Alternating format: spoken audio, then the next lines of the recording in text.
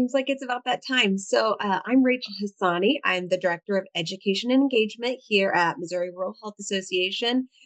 Welcome to all of you who are here live and to those of you who are watching the recording after the fact. Thanks for joining us. This is part of our regular Lunch and Learn webinar series. We typically meet up here at noon on Thursdays and sometimes on Fridays as well. So I'm glad you found us. Feel free to check our full event calendar on our website to see what else we have going on. For example, tomorrow we are hosting our regular monthly legislative update. But this month, Heidi, our executive director, has brought in a couple of guest speakers to talk on the potential Medicaid changes that are kind of coming down the pike. She has an expert who is going to speak from a federal perspective, and then someone who's going to talk about Missouri specific stuff. If that's something that's of interest to your organization, which if you're on this call, probably Medicaid touches you in one way or another, um, feel free to join us there. Also, I'll quickly mention that next week is our Workforce Development Conference in Columbia, Missouri. If you're around, we'd love to see you there. And then our annual conference will be mid-September this year, and we're currently accepting applications for presentation proposals. So if you have an idea or a colleague who has an idea, or there's something that you would like to present, please reach out to me or fill out the form on our website. So with that, I am going to hush. Ladies, I'll keep an eye on the chat if that's helpful and let you know if there's questions there. Feel free, everyone, to send your questions in, raise a hand, come off mute, whatever you're most comfortable with. And I will pass the torch off to our partners at Meditech, Allison and Lauren. Thank you for joining us today. Take it away. Thank you so much for having us. So my name is Allison Palatroni. Welcome to Advancing Interoperability with Meditech. I am a product manager for interoperability, specifically focusing on data exchange here at Meditech. I've been with the company about 8 years, I think going on 9 now, that whole time focused on interoperability. So this is what I love to talk about, and I'll try and be concise today, but more than happy to take any questions at the end, or feel free to grab my email and we can chat afterwards as well if any questions come up. So today I'm going to focus on talking about Traverse Exchange, which is Meditech's pretty recently developed in the U.S. Data exchange network we announced back in July of last year. So actually, going on about a year. We do also have our Traverse Exchange network in our Canadian market, but today I'll focus on our U.S. exchange network, Traverse Exchange. And before I get into that, I kind of wanted to touch base on what drove us to bring Traverse Exchange to the U.S. And just these are really just common universal barriers that healthcare facilities and organizations face today. So some of these are probably, familiar and really what is at the core of what we're looking to alleviate. You'll see here it says turning universal barriers into breakthroughs, and that's kind of what's at the forefront as we continue to develop these solutions. So with Traverse Exchange, we're looking to turn universal barriers like clinician burden, disparate population health and health inequities, diminished patient trust and engagement, and financial strain, and of course, those barriers that are typically heightened in rural and under-resourced areas like limited operational capacity and a threat of diminished independence into breakthroughs with responsibly sustained operations, local care with an extended reach, engaged and loyal patients for a positive total experience and preserved autonomy. And so before I get into specifics about Traverse Exchange, I just kind of wanted to level set with some key terms. So these are terms that'll probably come up throughout the presentation or the session today. So if you hear me say, TEFCA, that's the Trust Exchange Framework and Common Agreement, which is a set of principles that allow for secure data exchange across healthcare information networks. QHIN, or Qualified Health Information Network, is a network of organizations that work together to share health data following the framework that is established by TEFCA. RLS, or Record Locator Service, is an algorithm that helps find patient records, and I'll kind of explain a little bit how that comes into play. And then FHIR, or the Fast Healthcare Interoperability Resources, which is a data exchange standard. And so let's kind of get into Traverse Exchange a little bit here, starting with our mission, which is to advance data access and usability, regardless of if that data is coming, Meditech to Meditech being exchanged, between our own customers, or if it's between a Meditech organization and an organization that uses a different EHR. The mission remains the same to advance data access and that usability. And so we're building a network, right? Like I mentioned, we started a few years ago in Canada, but in the US, we wanted to bring Traverse Exchange to our US market. And so what does that look like? What does building a network in the US mean, really? So at first, what we're doing is we are connecting Meditech organizations to each other. I like to start here because it is kind of the base layer. So we're connecting Meditech organizations to each other on our own advanced network, our own private customer network, if you will. And this really gives us and our customers flexibility and control to meet evolving data exchange needs. With our own network, we can work with our customers to find, what barriers to data exchange exist and how can we alleviate those barriers. We have the ability to, exchange for different exchange purposes under TEFCA, which I'll kind of get into in a little bit. So, maybe going beyond just exchanging data for treatment. Maybe that looks like exchanging data for individual access services to get patients involved in their care or to support public health, payment and operations, or benefits determination. With our own network, we can make those calls. We can actually, have those conversations with our customers, find where those gaps are. Maybe it's not necessarily an exchange purpose that we're focusing on, but maybe it's going beyond US core. Maybe there is a use case where we could leverage our network to fulfill that need, like genomics data or advanced directives, image exchange. Again, coming back to that core principle of with our own network, we have that flexibility to, work with vendors and our partners to bring those solutions to our customers. Now, I mentioned, just before this, that it's not just Meditech to Meditech. So while this is the foundation of where we can really start to bring additional use cases and exchange purposes and value to our customers specifically, we know that there is an industry-wide need to exchange outside of the barriers of just an EHR. So we are also connecting out to legacy networks and frameworks. Some of these might sound familiar: eHealth Exchange, Commonwealth, Care Quality. For the past couple of years before TEFCA really came to fruition and QHINs really came to fruition, the majority of organizations that were connecting through some type of nationwide network were connecting through Care Quality, that Care Quality framework, or even Commonwealth's national network. And you'll see here, Commonwealth is Commonwealth Legacy because, again, over the past couple of years under TEFCA, there's that formation of QHINs, or Qualified Health Information Networks. And QHINs really are, I kind of refer to them, at a high level as super HIEs. The goal is to exchange data and break down data barriers, but they all must have reciprocity. QHINs must all follow that same TEFCA framework that is laid out. And so keep that in mind as I kind of move forward here, because with Traverse Exchange's connection to Health Gorilla, we are using Health Gorilla as our qualified health information network.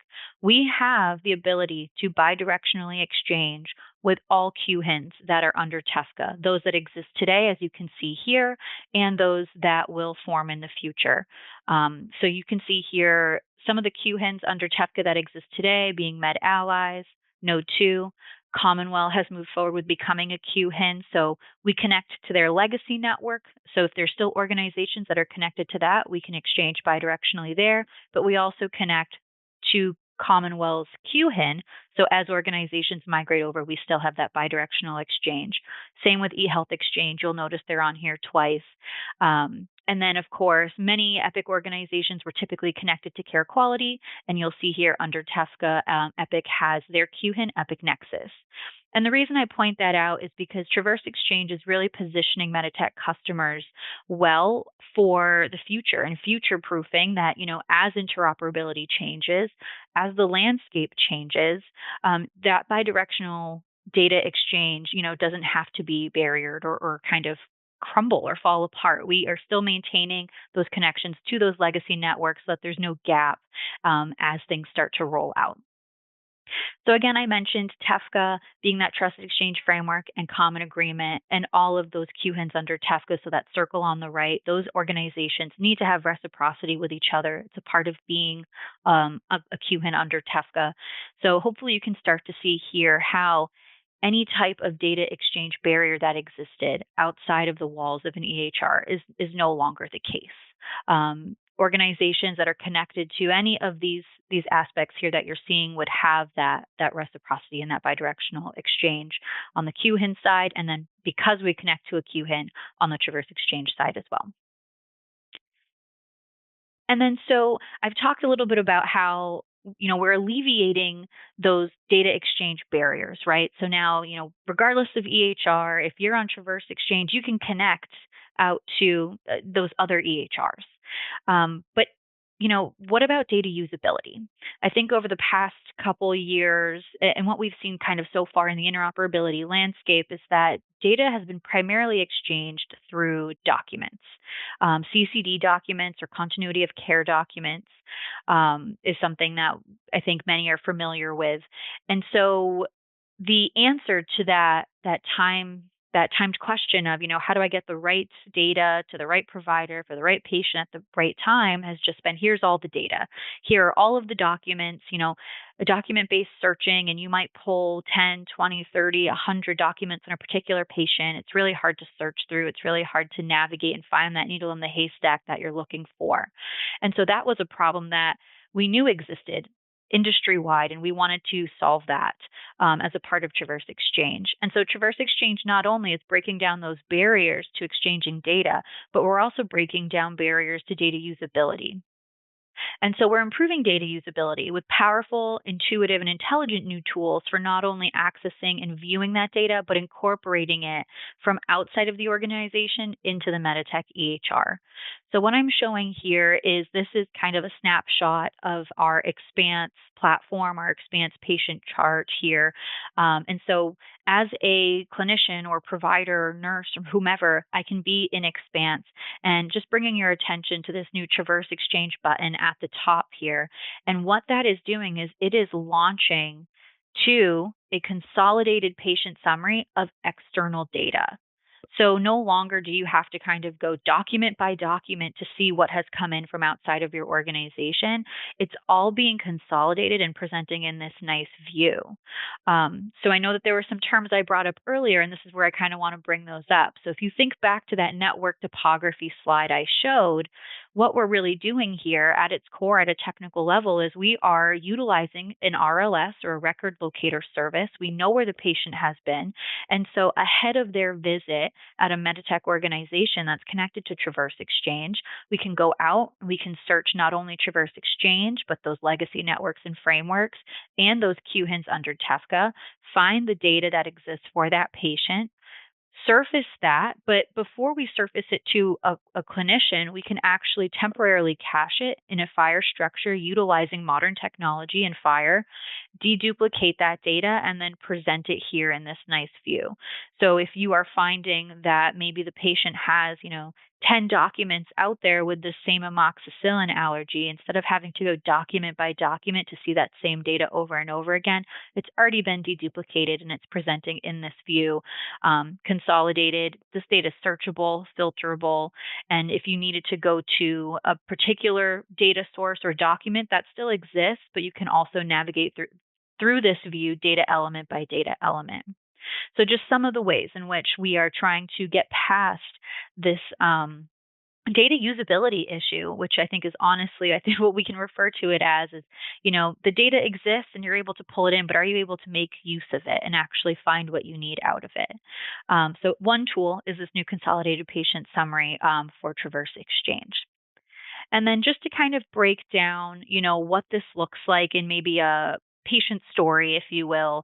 So if a particular patient was going between Meditech organizations, so you can see that kind of on the right, that is where utilizing Traverse Exchange, if those two organizations were connected to the network, that is where we could, not only exchange US core data elements, but go beyond just treatment, bringing value to Meditech customers, enabling use cases, such as the advanced directives, the imaging, the genomics, and all of that. And then then for use cases beyond just treatment, so individual access, public health, payment, and operations. So that's where we're really kind of bringing in that extra value to our customers to break down those data exchange barriers. But then also, we know that when you're exchanging bidirectionally outside of Meditech, um, when it comes to another EHR system, or even if you're at another EHR system and you need to get that data from Meditech or have your data follow that patient to a Meditech organization, connecting to any of those QHINs or legacy networks and frameworks would allow that for you to exchange that data with a Meditech organization that's connected to Traverse Exchange. And we're still serving up a robust data set following the latest US core requirements. So no gaps to data exchange. The data is available. As long as you're connected to one of those aspects of either the Traverse Exchange network or those connected networks. And then I just kind of wanted to highlight that, today in time, since we started rolling out this network in the US last year, we currently have 72 health systems that are live on Traverse Exchange in the US. It comes out to over 280 individual facilities that are exchanging data today across 35 states and territories, and we continue to expand and grow. We've announced, I think it was the fall of last year, we announced that our initiative for 2025 is to onboard, as many eligible Expanse Meditech customers as possible that are interested in onboarding, and then of course our customers that are on legacy platforms as well. So we really want to continue to build this network out to ensure that there are no barriers to data exchange, and that the data is available to follow that patient in their care journey wherever they may seek care. And then to kind of just land here on, if we were to break down the areas of impact into 5 specific areas, Traverse Exchange is helping organizations maintain independence. I think that there is pressure and maybe a false narrative that the only way to have interoperability is to be on the same EHR. And, I think that not only with Traverse Exchange, but with the initiatives under TEFCA, we're starting to see that that is not the case. There's also, an open ecosystem of innovation, taking advantage of the benefits of a modern and scalable intelligent EHR like Expanse that establishes a dynamic ecosystem of innovation and future-proofs a health IT strategy. And empowering patients. I talked about individual access a couple of times so far, and I think that having the ability to power, health apps and individual access vendors really helps put patients at the center of their care and engages them, and it builds trust and it builds engagement. So empowering patients to take a more active role in their healthcare, ensuring they receive that comprehensive, outline of their care, whether that they're seeking care locally or nationally. And then reducing clinician burden. I think that our consolidated patient summary is just one of the great tools that we have, because data is only valuable if it can be used efficiently. And clinicians shouldn't have to sift through hundreds of pages of documents to find exactly what they need when they need it. And then improving efficiency and outcomes. With Traverse Exchange, Meditech enables clinicians to exchange a broader range of discrete patient data, helping them identify targeted treatments, which helps lower costs, it reduces duplicate testing, and it improves patient outcomes. Because if you can find that that patient maybe sought care somewhere else and, have those problems, those allergies, those medications, those immunizations that they've already received, but also, expanding that to the full U.S. core data set, those lab results, those imaging and diagnostic results. If you can have that information, then you have that more complete, understanding of where that patient has been and what their care journey has been thus far, and can make more informed decisions as you move forward. So just five key areas if we were really to break it down into, the most impactful areas of Traverse Exchange. And so I know that that was brief and quick. I'm really hopeful that you found something informative out of this session. I want to thank you again for your time today. More than happy to take any questions that anyone may have. And then, of course, my email is